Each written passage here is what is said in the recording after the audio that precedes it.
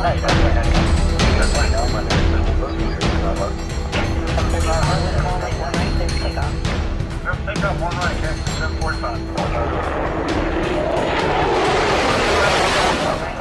welcome back to the Pilot Network podcast. I'm Matt, co-host of the show. And today we've got Marc from Cockpit2Cockpit back on the show, ex-Viper driver and current major airline pilot, and also obviously the author of the Cockpit2Cockpit book and various informational resources there. Marc, welcome back to the show. Thanks. Happy to be here. Yeah, so good to have you back. I know you've been on a little bit of leave and working hard over the last year or so, but tell us a little bit about where Cockpit2Cockpit is and what you've been up to. Sure. Yeah. I wish I was here today to talk about better things in the airline industry, because Cockpit2Cockpit was written with a very positive, looking forward point of view about how great things were in the industry. Well, that's just not where reality took us, and unfortunately, obviously it's had impact on my business, less pilot hiring demands. I understand that people are just not as interested in reading about getting hired at the airlines, but I want to talk today about some mitigation strategy to be able to get through these bad times, because there will be better times ahead. Well, and I think Cockpit2Cockpit talks about all the things that you should be thinking about 10 years prior to looking for an airline job, and kind of how that it intersects with maybe a military career at the same time, or is tacked on to the end of it after retirement. So I actually think it's aptly timed. If you've been doing all these things the whole time and really focusing on that transition path and looking ahead, then it should be no surprise that the airline industry comes in waves. Sometimes it's good and sometimes not so good. So obviously right now it turned not so good very, very quickly, much faster than I think any of us could have expected. But what are some of the things that you think that people can do to prepare themselves now, seeing as where we are at the moment, staring down the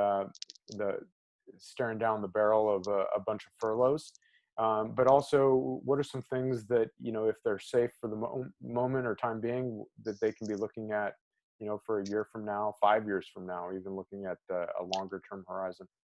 Yeah, great question. So I think just like investing, people talk about it's never too late, right? Like, so if you didn't save for your retirement until you didn't start saving for your retirement until you're 55, well, okay, yeah, you're late and you're behind the power curve, but is it better to just throw up your hands and say, well, no point in investing now? Or is it like, okay, well, I got to double down to catch up. Right. And this is kind of the same scenario. So if you hadn't been preparing for an industry downturn, yeah, you're behind the power curve, but let's just talk about a couple things, because it's better late than never to get started. And the first one is really just pretty simple, and it's create a budget, right? It's like learn to live within your means.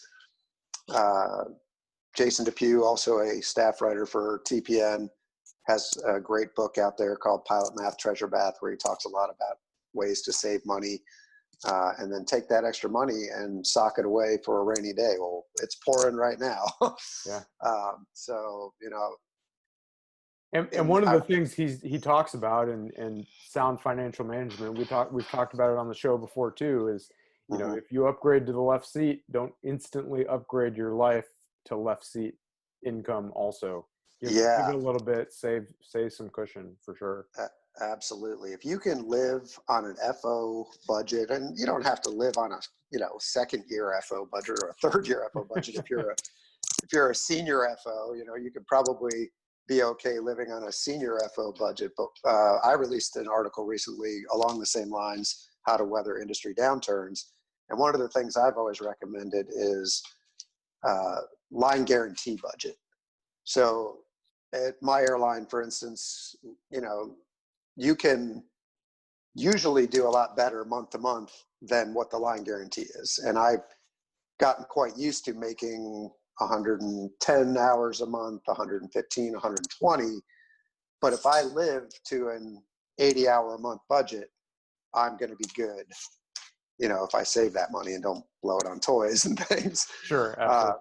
Well, Yeah. so before we go on, obviously, some of our listeners are not seasoned airline pilots yet, and haven't quite Hmm. achieved that success level. So, or perceived success level, I suppose it could be seen.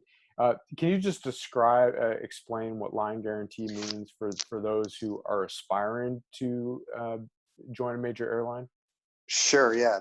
Line guarantee is basically your airline's contract that says no matter how much we don't fly you per se, we're at least going to guarantee you a pay amount equal to your pay rate for however many hours for that month. So some airlines it's 72 hours, some airlines it's 80, with ours it's like 85 to 87 depending on how many days in the month. But whatever it is, that's your minimum you're going to make for that month, even if they don't fly you. You could sit on reserve and never get called the whole month and you're still going to get paid that. So if you can live on that budget, that's a good thing.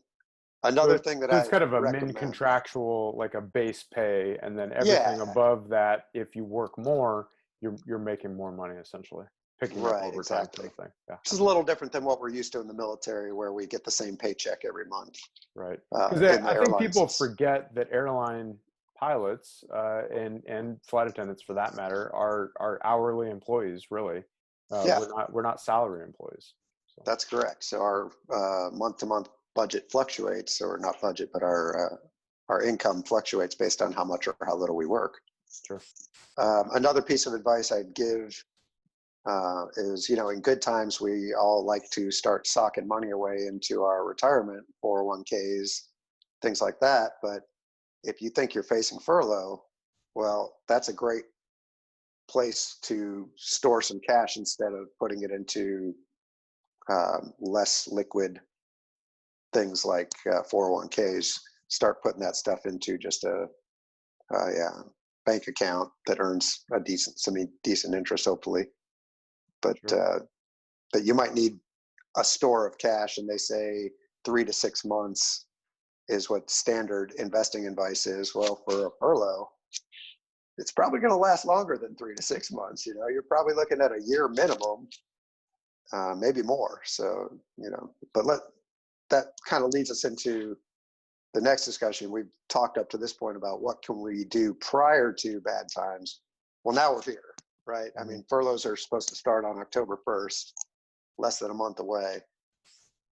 So let's talk about what we can do now that it's okay. Yeah, we can try to save some money, but how do we handle furloughs? How do we Sure. get through this as airline pilots? Sure.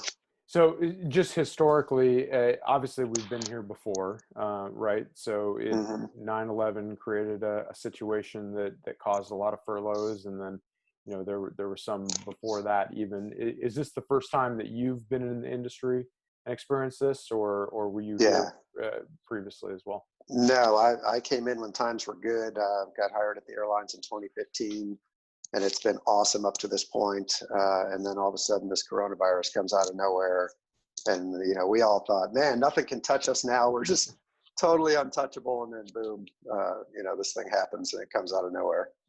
I'll start by being a little optimistic and say that I see some signs that this recovery probably is going to happen a little faster than I think the 08-09 recession, for instance, did. And it's all based on passenger confidence and passenger demand. So what's going to improve that? Well, one thing is people tend to just get used to, I hate to use the term because I don't know, it just nails on a chalkboard to me, but new normal, right? Right. Already we're seeing this. So there's not even a vaccine out yet. And already passenger demand is up well above where it was back in March and April. So for instance, the TSA passenger count for Labor Day weekend was the highest they'd seen since this began in March. Right. So that's optimistic. And most of the major airlines, and I assume a lot of the regionals, are doing a great job of really making that as safe an environment as humanly possible. I mean, that Yeah. with all the preventative measures and enhanced cleaning and many airlines blocking middle seats Yeah. and those sorts of the mask mandates, I think really, in my opinion, they're doing a great job of helping that passenger confidence a little bit, I think. Yeah, they really are. I think they could do a little bit better on the PR side of that, of getting the word out, of, other than just using their websites and maybe a few TV commercials. I think they should be doing some, Sunday talk shows and that kind of thing to really uh, put out a campaign to let people know how safe it is. But you're correct. They're doing everything they can and doing it well. And then the other part of that is, I think once we get a vaccine in place, we'll see a big surge in passenger confidence and demand come back. And as we know, those trials are going very well. Some of them are near production with the final phase of human testing and things like that. Who'd have ever thought we'd be talking about things like this? But, Yeah, I know, right? yeah. So thinking optimistically, as Yeah. you're saying, things are going to come back quickly. What are some things that pilots should be doing right now? Say there's two categories: those that are currently airline pilots, Hmm. concerned and vulnerable to a furlough, and those that maybe have not gotten there yet and are somewhere else in the system, in the pipeline, whether that's Yeah. on active duty or still doing some Part 135, Part 91 flying, something like that. What are some recommendations you have for people right here, right now in that space? Yeah. Because here it is, and oh my gosh, what are we going to do, right? So I see there's three categories of pilots. This is the way I kind of break it down. You've got the airline hopefuls who are not yet at an airline, but were working their way towards it. You've got your pilots who are at an airline and facing furlough, but they either already wanted to switch to a different airline and move up to the next level, i.e. a regional pilot wanting to make it onto a major airline, or perhaps this furlough scenario has left a bad taste in their mouth and they were already kind of not sure about the company they were with and saying, I'm not sure if this is really the company for me. So coming out of this, they might consider going to a different airline. And then the third category is those who are at their final destination and want to stay there, but now they're facing a furlough. So let's talk about those three scenarios. Of those three, I think the third one is really the best and easiest one to handle. And that is the person who's already where they want to be and they just want to get through this furlough and then get back with their company. Mm-hmm. The reason I say that is because they don't have to reapply. They're already hired. They're just going to get put on the sideline for a while. Therefore, they don't need recency of flying experience to come back. So they can literally go do any job under the sun, even be an Uber driver or whatever they need to do to put food on the table. I have better suggestions for them. Yeah. The Walmart greeter is not high on the list. Yeah. But my point being, that they're in a better scenario because they can take a non-flying job and be okay with that. And while I'm on that subject, let me just talk about some suggestions here. If it's somebody who recently got out of the military, a lot of people don't realize the value of a security clearance. If you still have an active and current top secret or secret security clearance, there are hundreds, if not thousands, of GS, government service jobs, or defense contracting jobs who are looking for you, and they will hire you in a second, and they're all over the country. You probably don't even have to leave the city that you're in. Short of that, I would recommend doing some stuff that builds your credentials a little bit in case of future furloughs or having to go to another airline. If you don't have that advanced degree, man, now might be a great time to go get that advanced degree if you can afford to take some time off. GI Bill helps a lot with things like that. Or maybe you already have an advanced degree and you could go teach somewhere in a university or even a high school. All these things are options. If you're a finance accounting geek, you can go do taxes. If you're an engineer, go put that to work for you. There's tons of jobs out there, even though it seems like a horrible job market. It's just that the job markets have shifted in terms of who's hiring, but there are jobs available and you just kind of have to be a little more creative. The other thing I'd say is and this is really tough as military people or airline pilots, to not be afraid to take advantage of the safety nets that are out there. File for unemployment. You know what? If you get furloughed, you're unemployed. Mhm. Uh, and that may vary from state to state based on rules as far as what they'll do, but that money is there intended to get you through this. So, you know, it's a hard to suck up that pride, but you do what you have to do for your family, right? Sure, sure. Yeah. That makes sense. All right. So that's the best case scenario. That's the pilot who doesn't need to go get a flying job. Now, those people can still do what I'm about to recommend for the other two categories and go get a flying job if they want to. So the other two categories are the airline hopefuls and I want to move up or move to a different airline. Now you kind of need to be concerned about your flying recency. So a flying job would be best in those scenarios. If you're active duty or you're already have a guard reserve job and in a flying position, man, you're set. Right. If you can get one that has orders for you and enough days for you to stay on. Well, that's always the hard part, orders. right? It never Yeah. seems like there's orders when you need them. Yeah. Well, But it's supply and or demand. there's too much when you don't. It's kind of funny how the sine wave goes completely asymmetric to what you might think. Yeah, absolutely. So that, you know, that's a best case scenario. If you're active duty and you were looking at getting out, and you probably already thought about this, maybe you take another assignment. Maybe even if you're getting close, you consider staying to 20 and getting that retirement, because the check of the month club is really nice in scenarios like this. I mean, if those of us that are in the check of the month club, fully retired, get furloughed, at least we have that Mm-hmm. income coming in the door. So that's a good option in that scenario. But I mean, you know a little bit better about going and getting a part-time job since you're a part-time reservist. Right. So I mean, and that always depends. Like, there's so many units out there that are looking for people all the time, and so Mm-hmm. on TPN, we have a lot of units that say they're holding hiring boards, and they're looking for current qualified. They're looking for off the street.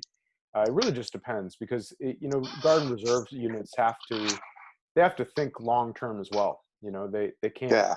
have all old experienced instructor pilots on their books. They have to have some new, you know, off the street co-pilots. They're backfilling the pipeline, because you know, you're going to attrition, losing people off the top of the seniority list, just like the airline. So there's a constant pipeline there that still has to be fed. Now, obviously, supply and demand, like you're talking about, if the airlines are hiring, people are moving from the guard and reserve and the active duty, and they're looking for that Yeah. that better life, maybe, perhaps, depending on what your goals are. And then all of a sudden that shifts. You know, Mm-hmm. you can't find an AGR or a technician job because everyone is flowing back the other way. So it really just depends on timing on a lot of these things, and that's why I think just as you're saying, it's good to think ahead. You know, Yeah. try to be proactive, not reactive. That's it. Unfortunately, that doesn't help us a lot at the moment, but you can Right. still, you know, when's the best time to start retirement investing? It's yesterday. The next best time is right now, today. So, Yeah, I agree. So that leaves us with our last category, and that is somebody who maybe the guard reserve thing either is not an option or they're having a hard time finding an open position. So what other flying jobs are available out there? Well, the cargo carriers have not been affected by, or at least not as much, and in some cases are doing better now because boxes are, you know, the people are ordering things online in higher demand. So yes, there are a ton of other pilots vying for those same jobs, but maybe you might need to look down a notch. Instead of looking at the gold standard of cargo, the FedExes and the UPSs. Take a look at Atlas. Take a look at Colita. You know, there are Southern Air. You know, there's a number of lesser known cargo carriers who are hiring, and somebody like a military pilot with a really nice flying resume would be very attractive to them. Now, the hard part of that is if you're furloughed, they're going to see that on your resume. They're going to see that in an interview, and they're going to ask you, well, as soon as they start hiring again, are you going to leave us? And now you've got to kind of talk tactfully and be humble, because they know why you're there. So that's not the easiest thing to do. And have a great reason why, all of a sudden you're coming back and looking for a job. It's not, make sure that they know it's because you want to work hard and take care of your family, and not just when times are bad, all of a sudden take whatever you can get, kind of thing. And I think a lot of pilots are in a situation where they could honestly go into an interview and sit down and say, well, this furlough thing at the passenger thing, I don't think this pandemic's going away anytime soon. And, this is a much more stable thing for me and my family. Absolutely. So that's an option. Some of the other stuff I've seen out there advertised, Aero Crew News is a good source where you see a lot of job openings posted. The U.S. Customs and Border Patrol has been hiring. I've seen a few threads about, they got some weird requirements, but it's not they don't require a commitment, i.e. you're not signing a contract to stay there, 5 or 10 years. So sure. That's an option.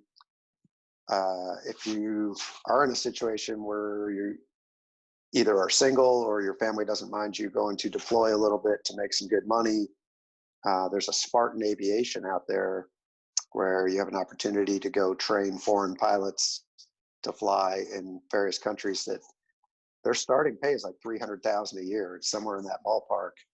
And you're 2 months deployed and 1 month back home, and it just rotates like that. I mean, not great, but it's great money. Right. Yeah. And it's flying currency. And then the last category I'll say, I think our pride prevents a lot of people from doing this, but I myself did this between the Air Force and the airlines, is to suck up some of those entry-level flying jobs, CFII, go teach some general aviation. I myself took a flying job, flying doctors around in a Beechcraft Bonanza, where they had clinics all over the state, and I just fly them around to various places. Was it way beneath flying an F-16? Yeah. Is it something that gave me additional aviation experience and a great interview story? Yeah. And I'll tell you what, I saw the interviewer's eyes light up when I gave that story, because they're like, here's a guy who's totally humble, who has a great work ethic, and is willing to do what it takes to take care of his family. Right. And there's also something to be said for a different type of flying. Flying fighters or, military transport, air fueling, what have you, that's totally different than general aviation flying. Oh yeah, it's eye-opening. Your line F-16 IP is not just going to go jump in a Bonanza or a Cessna 172 and be the same kind of instructor. There's a whole different set of muscles and you are so right about that is really important to pay attention to. And maybe that's a muscle that you want to flex and kind of bring back from 10 years prior or something like that, and focus on and open up a new opportunity or a new set of self-improvement skills that you didn't have before. Right. So, just like I talk about in the book, Cockpit to Cockpit, getting a job is a full-time job. It's a pride swallowing, out there every day, beating the pavement, working on it every day, trying to move the ball a little further towards the goal line, doing what you have to do. And it's that kind of industry. Now, that being said, I do think that this massive downturn in the economy is going to cause some pilots to walk away and never come back. And that's okay. That's a personal decision. And that'll work to the advantage of those who are trying to get to the airlines. There'll be less competition on the backside. But some people may look at the instability of this industry and decide, you know what, maybe this isn't for me and my family. And Sure. That's okay. Absolutely. Yeah. But yeah, that's pretty much my survival strategies. There are others. Jason Depew for TPN has a really good article out there called Fill in the Camel Hump that has some really detailed information in there. So I hope our readers or our listeners can try to look at this through a positive paradigm and say that if they love to fly and this is what they want to do, this is temporary and we'll all get through this and we take care of each other. And that's the thing, is if you can shift your mindset from this is a tragedy, this is the end of the world, to this is an opportunity to have the time to focus on something else that I maybe didn't have time to focus on, as I was 4 days on the road, 3 days at home, and just a revolving door and a an unfocused schedule. Now you have some time to explore some things like an education, a higher education, or maybe a different kind of job. Or, here at TPM, we celebrate entrepreneurship. And both you and I are huge fans of that. And I think it's one of those things where maybe this is an opportunity to try your hand at something like that and use some of those skills and build an education course or a small business, or join another founder as they're trying to build something there too. So I always try to think of it optimistically and see, okay, if I can't do X, let's take a look at Y and maybe something I hadn't thought of before. So I think those are some great tips, and I really appreciate you coming on to share that with us. For sure. It's I always enjoy TPN is one of my favorite outlets to geek out on this industry and helping our fellow pilots advance their careers, and we'll all get through it together, like I said. Absolutely. Well, I want to be respectful of your time, and Marc, I really appreciate you taking the time to sit down with me today. And hopefully, I think people will benefit from some of the ideas you have, and we're all looking forward to the next version of Cockpit to Cockpit, and maybe a follow-on book. And so hopefully, you take some of this time to help us out with some more content. I think that would be awesome to see. So until then, TPN, if you want to get a hold of Marc, you can obviously go to his website, Cockpit2Cockpit.com, or contact him through TPN on any of our ecosystem. And if you want to get a hold of Adam or myself, hey guys at thepilotnetwork.org, lots of different ways. So until then, we recommend you keep working hard, keep your nose to the grindstone, and keep the shiny side up and the dirty side down. Take care, everyone. Fly safe.